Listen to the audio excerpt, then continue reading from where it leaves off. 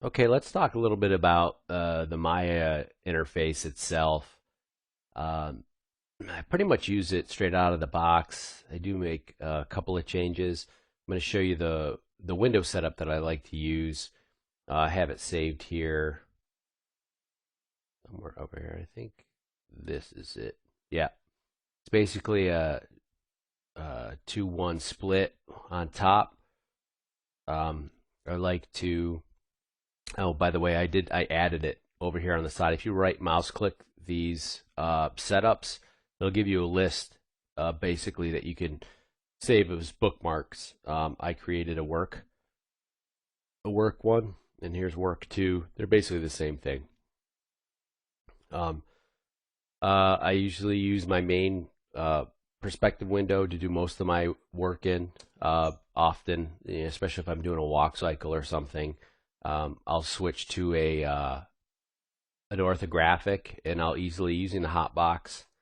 I'll switch to whichever orthographic suits my needs. And I also like to have the graph editor open at the bottom. This way, if I'm scrubbing an animation, I can see exactly what the curves are doing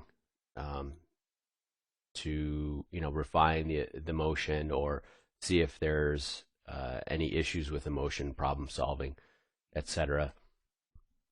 I'm going to show you really quick how to do this if you don't know already. So you go over here to panels, go to the panel editor, go under layout, create a new layout, give it a name. I'm just going to call this test. You can add it to the shelf if you want. That way you just have a shelf button that you can click to create it, whatever your layout is. And then under layout, you go three panes split top. And then over here in contents, you choose which window the numbers on the left here correspond with the numbers inside the panel. So it's going clockwise 1, 2, and 3. So I have the front panel, perspective, and then graph. And then you can hit close or go back to layouts, and then add it to shelf. Hit close, and that way if you're in just a perspective window, you can quickly change it back to your saved layout. Or you can, again, put it in this bookmarks here on the left so it doesn't take up any shelf real estate. I'm going to go ahead and delete these guys. Try to anyway. Hey, come on, you. Oh, that's a little different. That's cool.